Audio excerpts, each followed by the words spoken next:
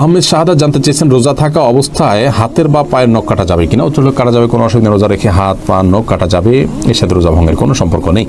সোহাগ খান AID থেকে আপনি জানতে চেয়েছেন বালতি দিয়ে গোসল করতে গেলে অনেক সময় শরীরের পানি বালতিতে চলে যায়, তখন কি সেই পানি পবিত্র থাকে? সে পানি দিয়ে গোসল করলে পাক হতে পারবো কি না? ভাই সোহাগ, বালতি দিয়ে গোসল করতে গেলে যদি শরীরের পানি বালতিতে চলে যায় কোনো অসুবিধা নেই। যদি সরাসরি সেখানে কোনো নাপাক আছে এটি আপনার কাছে প্রমাণিত না থাকে, সন্দেহের কারণে কোনো অসুবিধা নেই। খায়রুন নাহার জানতে চেয়েছেন রোজা রেখে মেহেদি নখে আর মাথায় দেওয়া যাবে কি না। রোজা রেখে হাতে, নখে ইত্যাদিতে মেহেদি দেওয়াতে কোনো অসুবিধা নেই। জিয়াউর রহমান জুয়েল জানতে চেয়েছেন মোবাইলে কোরআন শরীফের অ্যাপস ডাউনলোড করে তেলাওয়াত করলে কোনো গুনাহ হবে কিনা। না, কোনো গুনাহ হবে কেন, সওয়াব হবে, কোনো অসুবিধা নেই। এরপরে শিহাব মন্ডল জানতে চেয়েছেন রোজা অবস্থায় আতর বা পারফিউম ব্যবহার করার বিধান কি। উত্তর হলো জায়েজ আছে, কোনো অসুবিধা নেই। আতর পারফিউম ব্যবহার করা যাবে, রোজা রেখে তেল ব্যবহার করা যাবে, কোনো অসুবিধা নেই। শাকুল খান জানতে চেয়েছেন কেউ যদি ফরজ সালাত আদায় না করে রোজা রাখে তার রোজা রাখার যৌক্তিকতা কতটুকু। তিনি রোজা রাখছেন, একটা ফরজ আদায় করতেছেন, এই জন্য আমরা অবশ্যই তাকে অ্যাপ্রিসিয়েট করবো যে তিনি অন্তত একটা ফরজ আদায় করতেছেন। কিন্তু রোজা নামাজ না পড়ে রোজা রাখা মানে হলো যে তিনি লুঙ্গি না পরে আপনার গেঞ্জি পরার জন্য অস্থির হয়ে উঠেছেন। ব্যাপারটা এরকম হয়ে যাবে, গেঞ্জি পরাও দরকার কিন্তু লুঙ্গি পরা তার চেয়ে বেশি দরকার। অতএব নামাজটাকে সবচেয়ে বেশি গুরুত্বের সাথে দিতে হবে, তারপর তিনি রোজার জন্য চেষ্টা করতে হবে। নামাজ না পড়ে রোজা রাখা এটা হলো নামাজের গুরুত্ব বা সালাতের গুরুত্ব না বোঝার কারণে। আল্লাহ তাআলা আমাদের ভাইকে বোঝার তৌফিক দান করুন। কাহিনী আইডি থেকে আমরা জানতে চাচ্ছেন স্বামী স্ত্রী ঝগড়া করে কতদিন কথা না বললে গুনাহ হবে।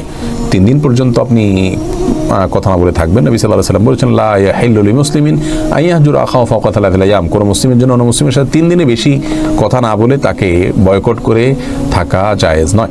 অতএব 3 দিনে বেশি আপনি স্বামী স্ত্রী কথা না বলে থাকা উচিত নয়। এটা অন্য যে কোনো মুসলমানের জন্য যেরকম তাদের জন্য একই কথা প্রযোজ্য। ফিকার খান তাসিন জানতে চেয়েছেন বিতির নামাজ কাজা পড়তে হয় কিনা এবং কাজা পড়তে হলে তা কখন পড়া উচিত। জি, বিতির নামাজ আপনি কাজা করবেন। অনেক ওলামারা বলেন যে বিতির নামাজ যদি দিনে কাজা করেন তাহলে আপনি জোর রাকাত পড়বেন, যেহেতু দিনে কোনো জোর রাকাত নাই। এই মতটা কতটা অথেন্টিক, এই মতের সপক্ষে কোনো হাদিস আছে কিনা আমি জানি না।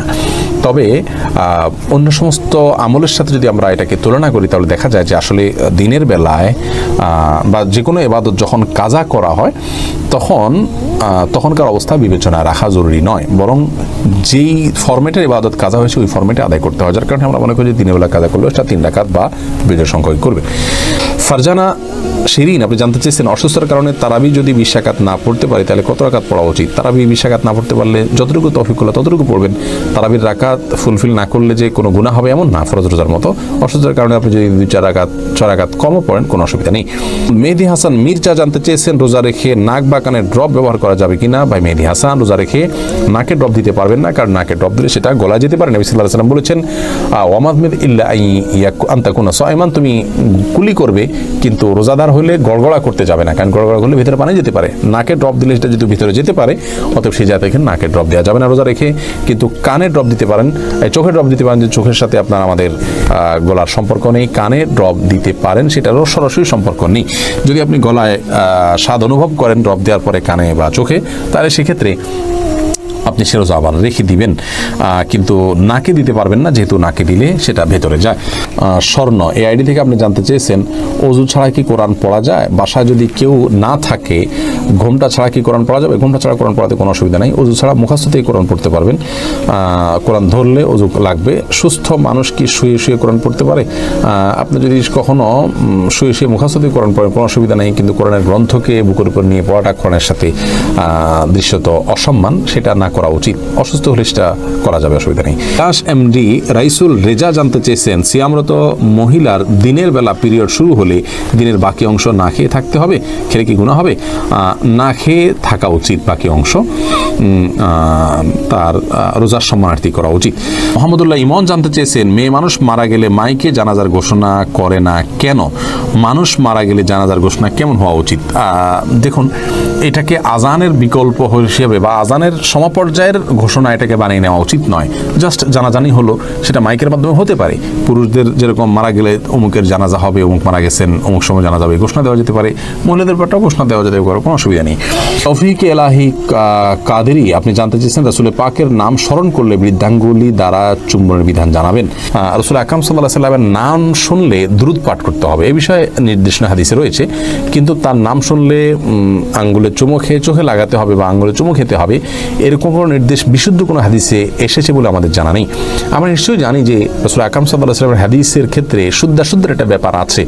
সকল হাদিসকে যদি আমরা আমলযোগ্য মনে করি, যেটা বর্ণনা শুদ্ধ নয়, হাদিস তো কখনো অশুদ্ধ হয় না, কিন্তু হাদিসের বর্ণনা সূত্রের মধ্যে যদি কোনো ত্রুটি থাকে, সেটাও যদি আমাদের আমল করতে হয়, তাহলে তো পৃথিবীতে আর আপনার মুহাদ্দিসগণ যুগ যুগ ধরে শতাব্দীকে ধরে হাদিসের সিদ্ধতা নিরূপণ করার জন্য চেষ্টা করেছেন, তাহলে তার কোনো মানে হতো না। বোঝা গেল যে আমাদেরকে বিশুদ্ধ হাদিস গ্রহণ করতে হবে।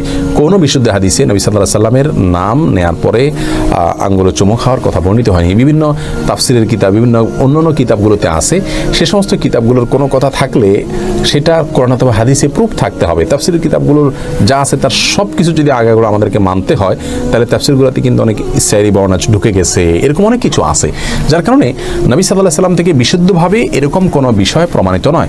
আমাদের যে সমস্ত ভাইরা চুমো খাচ্ছেন, নিশ্চয়ই নবী সাল্লাল্লাহু আলাইহি সাল্লাম ভালোবেসে চুমো খাচ্ছেন, কিন্তু মনে রাখা উচিত যে যারা চুমো খাচ্ছেন না তাদেরকে রাসূলের দুশমন বানায় দিচ্ছেন, এটা উচিত নয়। নবী আলাইহিস সালামের ভালোবাসা এটা চুমো খাওয়ার মাঝে আসলে নিহিত নয়, বরং তার ভালোবাসার প্রমাণ হলো আমরা তারকে কতটা অনুসরণ করার চেষ্টা করছি, তাকে কতটা মেনে চলার চেষ্টা করছি, তার পদাঙ্ক কতটা আমল করার চেষ্টা করছি, সেটার উপর নির্ভর করে। আল্লাহ তাআলা আমাদেরকে বোঝার তৌফিক দান করুন এবং হেদায়েতের উপরে রাখুন, এবং বাড়াবাড়ি এবং গোলামি থেকে বা ভ্রান্ত বিশ্বাস থেকে আল্লাহ তাআলা আমাদের সকল